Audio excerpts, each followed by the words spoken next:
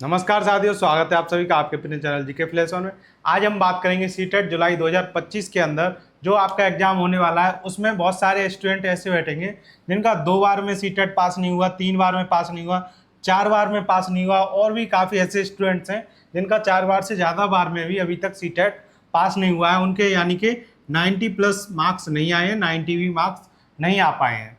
तो अब उन्हें क्या करना है और कैसे करना है जो कि उनके 100% 100+ मार्क्स तो कम से कम आए। जिनके अभी तक 90 मार्क्स भी नहीं आए, अब वो 100+ मार्क्स कैसे लाने की सोच सकते हैं। ये चीज़ बहुत बड़ी बात है, क्योंकि जिसका एक बार में 90+ मार्क्स आ जाता है उसको तो ये लगता है सीटेट काफ़ी ईजी है, लेकिन जिसका स्कोर 90+ से कम रहता है और 2 बार में और 3 बार में, तो उसका जो कॉन्फिडेंस लेवल है वो गिरता जाता है, और जिसकी वजह से ऐसे स्टूडेंट्स को ये लगता है कि उनके 90+ मार्क्स कभी नहीं आ पाएंगे और पता नहीं सीटेट कितना मुश्किल है। तो आज की वीडियो में इसी के बारे में बात करेंगे कि आपको क्या करना है और कैसे करना है। ये दोनों चीज़ें मैं आपको बताऊंगा, और क्या आपकी कमी रहती है जिसकी वजह से 2 बार में, 3 बार में, 4 बार में अभी तक आपका सीटेट पास नहीं हो पाया है। तो सबसे पहले तो आपका जो कॉन्फिडेंस लेवल डाउन हो चुका है उसको आपको जगाने की ज़रूरत है। आपको ये सोचना ही नहीं है कि आपने 4 बार 5 बार सीटेट का एग्ज़ाम पहले दे चुके हैं।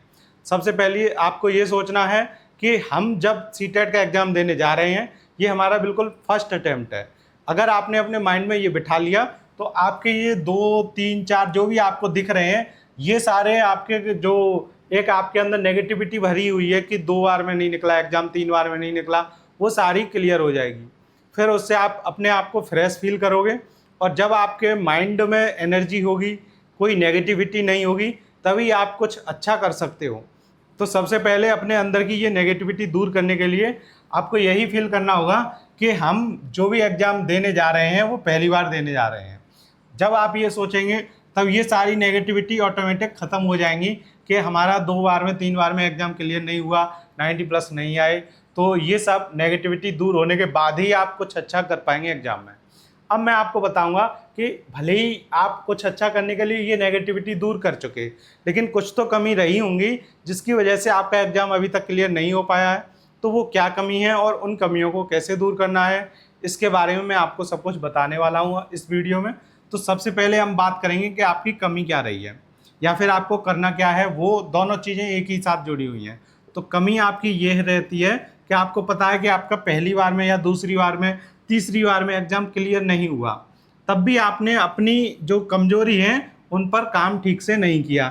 हर बार आप देखते होंगे कि आपके जिस सब्जेक्ट में दूसरी बार में स्कोर कम रहा था, तीसरी बार में भी उसी में कम रहा है। कम से कम ऐसा तो कीजिए कि उस सब्जेक्ट में तो ज़्यादा लाइए, बाकी सब्जेक्ट तो आप वैसे ही कवर कर रहे हो।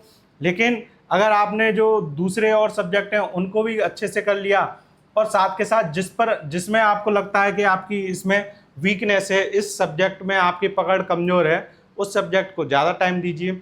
जब आप उस पर भी टाइम देंगे तब क्या होगा कि आप उसका स्कोर तो लेवल में ले ही आओगे, बाकी के जो सब्जेक्ट हैं उनका पहले से है ही आपका आसानी से एग्जाम क्लियर हो जाएगा। तो कमी यह है कि आपने अपनी कमजोरी दूर नहीं की। तो सबसे पहले आपको क्या करना है, कमजोरी को दूर करना है, और जिस सब्जेक्ट में आपको ये लगता है कि वो सब्जेक्ट आपका वीक है, उसी सब्जेक्ट को ज़्यादा टाइम देना है। दूसरी बात क्या है कि आप प्रैक्टिस बहुत कम करते हैं। अब आपने इतनी बार एग्जाम दे लिया है, अब आपको किसकी ज़रूरत है, सिलेबस पढ़ने की ज़रूरत है? बिल्कुल नहीं, इतना तो आप सब कुछ पढ़ ही चुके हैं। अब आपको ज़रूरत है सिर्फ और सिर्फ अभ्यास की, यानी कि प्रैक्टिस। तो अब आपको सिर्फ प्रैक्टिस करनी है, वो भी PYQ के मॉक टेस्ट लगाकर। ये नहीं कि कोई भी मॉक टेस्ट की किताब ले ली, कुछ भी ले ली, वो करने ही नहीं है आपको। सिर्फ और सिर्फ PYQ के मॉक टेस्ट करने, इसके अलावा कुछ और नहीं करना। PYQ से अच्छे कोई मॉक टेस्ट हो ही नहीं सकते। PYQ का मतलब क्या है, प्रीवियस ईयर क्वेश्चंस। तो जो पुराने क्वेश्चन है, प्रश्न है, उनको ही सॉल्व करना है, उन्हीं से आपको प्रैक्टिस करनी है। जब आप ये अपनी प्रैक्टिस अच्छी कर लेंगे, इसके बाद आसानी से आपके जो स्कोर है उसमें इजाफा होगा ही होगा। अब एक और चीज़ कैसे करना है ये बात आप देखिए। तो क्या करना है वो मैंने आपको बता दिया, आपको सिर्फ और सिर्फ प्रैक्टिस करनी है, अभ्यास करना है। अब कैसे करना है, आपको एक लेनी है OMR सीट। OMR सीट आती है मार्केट में, 10-20 रुपए की, आप कहीं से भी ले सकते हैं, ये लेनी है। अब आप चाहे ऑनलाइन एग्जाम कीजिए चाहे ऑफलाइन, ऑफलाइन भी बुक आती हैं PYQ की, और ऑनलाइन भी आपको टेक्स्ट बुक जैसी और बहुत सारी ऐप हैं जिन पर आपको ऑनलाइन भी टेस्ट देने को मिल जाएगा सीटेट का। तो ये प्रैक्टिस आप कहीं से भी कर सकते हैं, चाहे तो ऑफलाइन या ऑनलाइन, लेकिन आपको ये गोले भरने ही भरने हैं। अगर आप ये गोले नहीं भरेंगे तो आपका टाइम मैनेज नहीं हो पाएगा। काफ़ी स्टूडेंट्स ऐसे भी हैं इनमें जिनका सीटेट पास नहीं हुआ है, उसका एक ही रीज़न है कि वो टाइम मैनेज नहीं कर पाते हैं। क्या होता है उनके साथ कि उनको जैसे पीआरटी का अगर वो दे रहे हैं यानी कि पेपर 1 का, तो उनके पास 5 सब्जेक्ट हैं। फर्स्ट उनने सीडीपी कर ली, सेकंड उनने मैथ कर लिया, थर्ड उनने क्या कर लिया, ईवीएस कर लिया, और फोर्थ पे आई हिंदी, और फिफ्थ पे आई इंग्लिश या संस्कृत, तो हिंदी तक कर ली। अब जब वो उनका 5वां जो सब्जेक्ट है उस पार्ट को पकड़ते हैं, 30 क्वेश्चन रह गए उनके। अब देखते हैं वो घड़ी में कि 10 मिनट बची हैं, तो ये टाइम मैनेज नहीं कर पा रहे हैं। वो हर बार जब जाते हैं तो उनके पास ये 10 मिनट ही बचती हैं। तो ये जब आपको पता है कि आपकी ये दिक्कत आ रही है कि 4 सब्जेक्ट के तो आप क्वेश्चन कर पा रहे हो अच्छे से, यानी कि 120 क्वेश्चन आपने अच्छे से कर लिया अटेम्प्ट। अब ये 10 मिनट में आप 30 क्वेश्चन कैसे कर लेंगे? मान लीजिए इंग्लिश की जगह अगर जीके होती, ईवीएस होती तो आप कर लेते, लेकिन उसके साथ साथ क्या है कि आप देख रहे हैं ओएमआर सीट के गोले भी भरने हैं, फिर ये क्वेश्चन भी करने हैं, तब आप क्या करते हैं, तुक्का लगा के आ जाते हैं। तो ये काफ़ी स्टूडेंट्स के साथ होता है, चाहे वो पहली बार दे रहे हो या दूसरी बार तीसरी बार, वो अपनी इन कमियों को दूर नहीं करते हैं। और इन सारी कमियों को दूर करने का सिर्फ एक ही आपके पास रास्ता है, वो है आपकी प्रैक्टिस। तो आपको घर पे ही पीवाईक्यू सॉल्व कर करके प्रैक्टिस करनी है, और वो भी कहाँ से और कैसे करनी है, ओएमआर सीट पर गोले भर भर के करनी है। बहुत से स्टूडेंट क्या होते हैं कि किताब मिल गई, उसमें ABCD जो आंसर लिख रहे हैं उसी पे मॉक टेस्ट लगा रहे हैं, तो ए पे टिक मार दिया, बी पे टिक मार दिया, सी पे टिक मार दिया, फिर कहते हैं हमने तो 2.5 घंटे में आराम से अपना पूरा एग्जाम कर लिया। लेकिन जो ओएमआर सीट के गोले भरने का टाइम है वो कहाँ जाएगा? उसके लिए कम से कम 30 मिनट तो चाहिए आपको 150 क्वेश्चन गोले भरने के लिए। अगर आप 1 मिनट में 5 क्वेश्चन भी गोले भर पाओगे तब आपके 150 क्वेश्चन भरे जाएंगे 30 मिनट में। तो मैं नहीं सोचता कि आप 1 मिनट में 5 गोले भर के फिर ये सोचेंगे 30 मिनट में हम पूरे 150 गोले भरेंगे, ऐसा आप नहीं करेंगे। आप साथ के साथ गोले भरते हैं तो उसमें क्या होता है, किसी में टाइम जल्दी हो जाता है, किसी में लेट हो जाता है। तो ये 30 मिनट की जगह कम से कम आप 40 मिनट मान के चलिए। तो ये 40 मिनट तो आपकी ऐसे ही निकल गई। तो 150 मिनट में से आपके पास 110 मिनट बची। अब आप देखिए 110 मिनट में आपको 150 क्वेश्चन करने हैं। तो ये क्वेश्चन करने का जो टाइम मैनेजमेंट है, अगर आप ये नहीं करेंगे तब तक आपका आसानी से एग्जाम क्लियर नहीं हो पाएगा।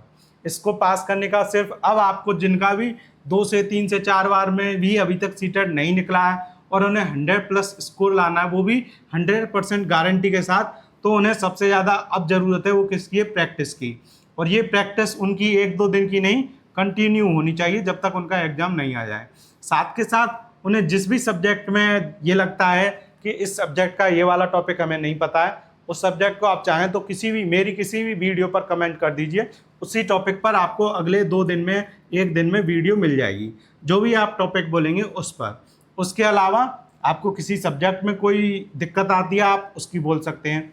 इसके अलावा और क्या चीज़ें हैं आपके पास बहुत सारी बुक होंगी, लेकिन आपको उन सबको पढ़ने की ज़रूरत नहीं है। जो भी आपको पीवाईक्यू में दिक्कत आती है सिर्फ उसी के टॉपिक आपको पढ़ने हैं।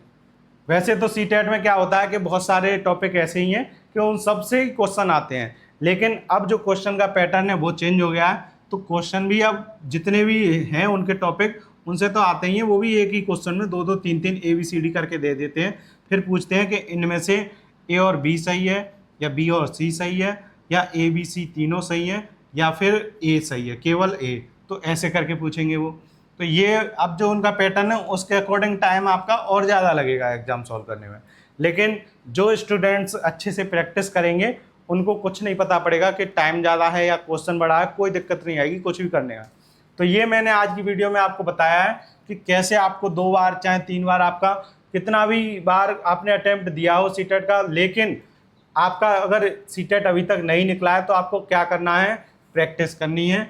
और कैसे करनी है वो सारा मैंने कुछ बता दिया। OMR सीट पर गोले भर भर के करनी है। दूसरी बात, आपको अपने जो कॉन्फिडेंस खो चुके हैं उसको दोबारा वापस लाना पड़ेगा। आपको ये सोचना ही पड़ेगा कि हम जो सीटेट का एग्ज़ाम देने जा रहे हैं वो पहली बार देने जा रहे हैं। जब तक आप अपने माइंड में ये थोड़ा बहुत नहीं सोचने पर मजबूर करोगे तब तक वो क्या रहेगा, डिमोटिवेट रहेगा कि हमसे 2 से 3 बार में नहीं निकला। आपको अपने अंदर पॉजिटिव एनर्जी लानी है। एक पॉजिटिविटी की एनर्जी ऐसी है जो सब कुछ पॉसिबल कर सकती है। कोई भी काम शुरू करने से पहले आप अगर ये सोचें कि हम कोशिश करते हैं, होगा नहीं होगा उसके बारे में बाद में देखा जाएगा, तो वो काम 99% होता ही होता है। लेकिन अगर कोई काम शुरू करने से पहले आप ये सोच लें कि ये तो हमसे होगा ही नहीं, तो वो काम 100% नहीं होता, या फिर 1% ही होता है, 99% नहीं होता है। तो इसलिए आपको 99% होने वाली चीज़ को, रास्ते को अपनाना है, पॉजिटिविटी अपने अंदर लानी है, तभी आप ये कुछ अच्छे से कर पाएंगे। तो मिलते हैं आपसे अगली वीडियो में, तब तक के लिए धन्यवाद।